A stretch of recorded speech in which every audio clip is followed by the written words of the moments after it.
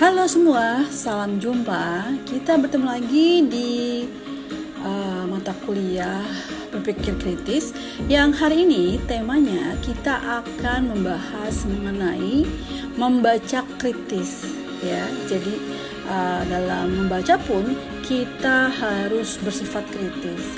Nah, untuk kali ini kita akan bahas mengenai kunci sukses untuk pemahaman mendalam dalam membaca. Apa itu membaca kritis? Membaca kritis adalah kemampuan dalam memahami teks secara mendalam, mengidentifikasi argumen utama, dan mengembangkan pemikiran kritis. Dengan menguasai teknik membaca kritis, Anda tidak hanya akan menjadi pembaca yang lebih efektif, tetapi juga dapat meningkatkan kemampuan analisis, pemecahan masalah, dan pengambilan keputusan dalam berbagai aspek kehidupan. Lalu, bagaimana kita bisa membaca kritis? Yang pertama, kita harus memiliki pemahaman yang mendalam. Membaca kritis tidak hanya membaca teks, tetapi juga memahami maksud, argumen, dan sudut pandang penulis secara mendalam. Lalu yang kedua, bahwasanya membaca kritis itu juga adalah analisis kritis, di mana proses membaca kritis mencakup analisis kritis terhadap informasi yang disajikan, mengevaluasi bukti dan logika, serta mengidentifikasi bias atau asumsi yang mendasarinya. Yang ketiga, ini adalah penarikan kesimpulan. Dalam membaca kritis, ini juga kita akan membantu menarik kesimpulan yang logis, menghubungkan ide-ide utama, dan mengembangkan pemikiran kritis untuk menghasilkan pemahaman yang komprehensif. Lalu berikutnya adalah apa manfaat dari membaca kritis? Yang pertama, kita bisa memiliki pemahaman yang mendalam. Membaca kritis memungkinkan kita memahami teks secara lebih mendalam, menganalisis argumen, dan mengkritisi sudut pandang penulis secara kritis. Lalu manfaat yang kedua adalah pengambilan keputusan yang lebih baik. Ini kemampuan membaca kritis untuk membantu mengambil keputusan yang lebih baik dengan menganalisis informasi secara komprehensif, mengevaluasi bukti, dan mempertimbangkan sudut pandang yang berbeda-beda.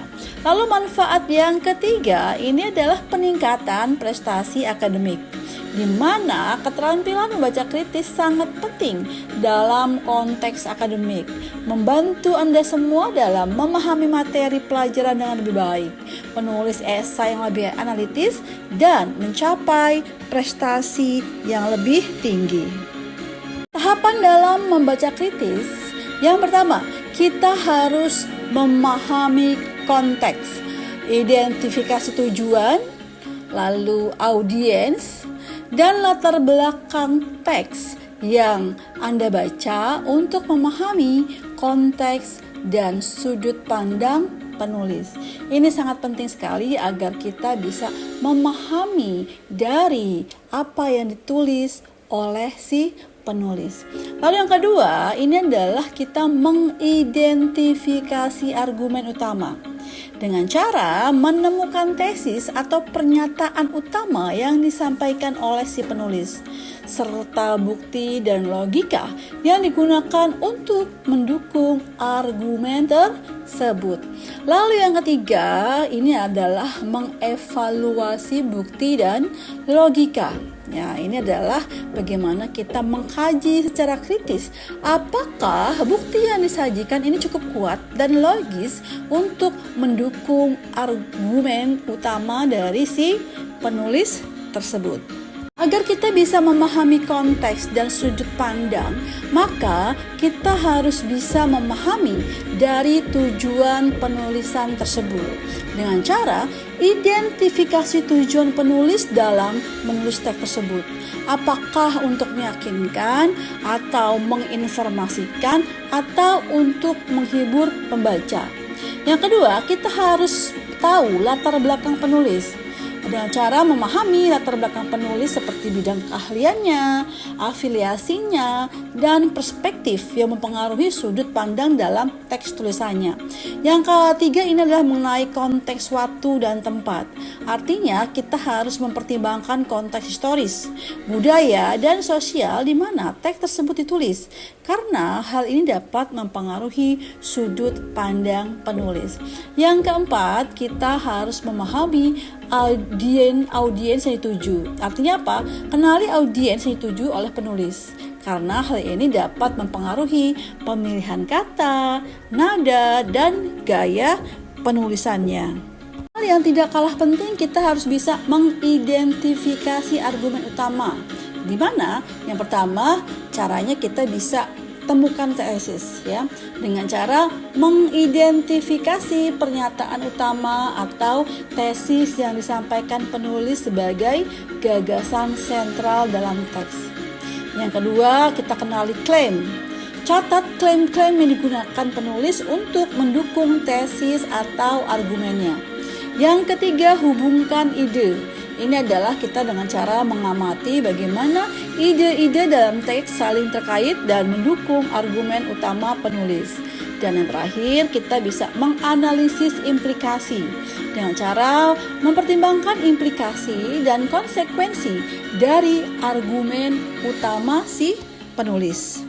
Langkah-langkah dalam mengevaluasi bukti dan logika. Yang pertama, kita harus bisa mengidentifikasi bukti-bukti yang digunakan oleh penulis dengan cara kita mengamati bukti-bukti yang digunakan penulis untuk mendukung argumen dalam penulisannya, seperti fakta, data, kutipan, ataupun contoh-contoh yang dibuat. Yang kedua, kita harus bisa mengkaji validitas dengan cara mempertimbangkan validitas dan reliabilitas bukti yang disajikan serta kesesuaiannya dengan argumen utama. Yang terakhir, mengevaluasi logika.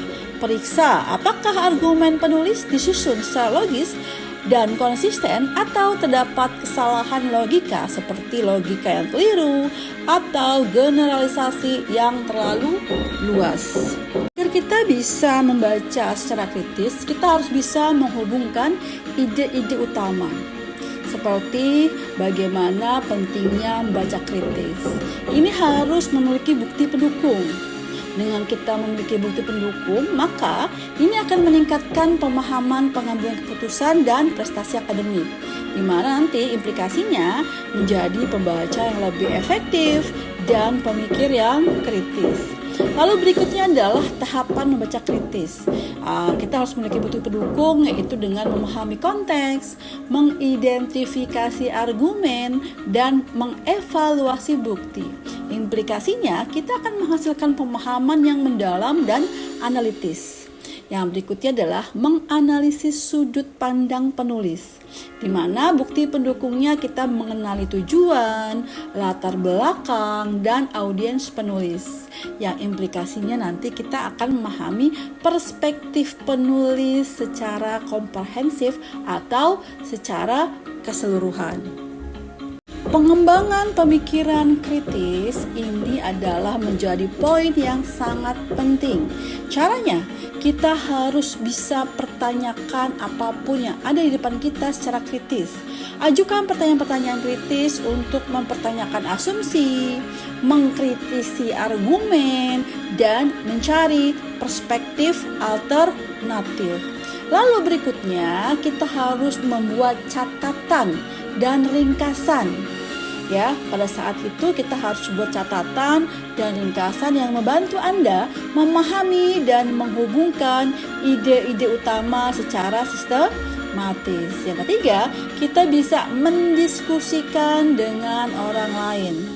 Dengan cara ini, kita mendiskusikan pemahaman dan pemikiran kritis Anda dengan orang lain untuk mendapatkan perspektif baru dan memperkaya wawasan.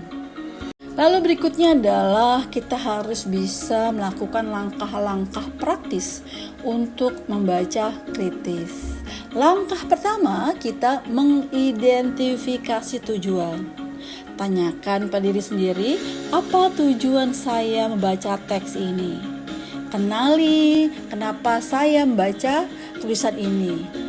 Nah, kalau kita sudah mendapatkan identifikasi atau tujuannya, maka kita bisa melakukan langkah berikutnya, yaitu membaca dengan cermat. Caranya dengan membaca teks secara teliti sambil menandai ide-ide utama dan mencatat pertanyaan yang muncul. Langkah ketiga, kita mengevaluasi argumen dengan cara kaji klaim, bukti, dan logika yang digunakan penulis untuk mendukung argumennya. Langkah keempat, kita membuat kesimpulan. Di sini kita membuat atau menarik kesimpulan yang logis berdasarkan pemahaman Anda terhadap teks atau buku tulisan yang Anda baca.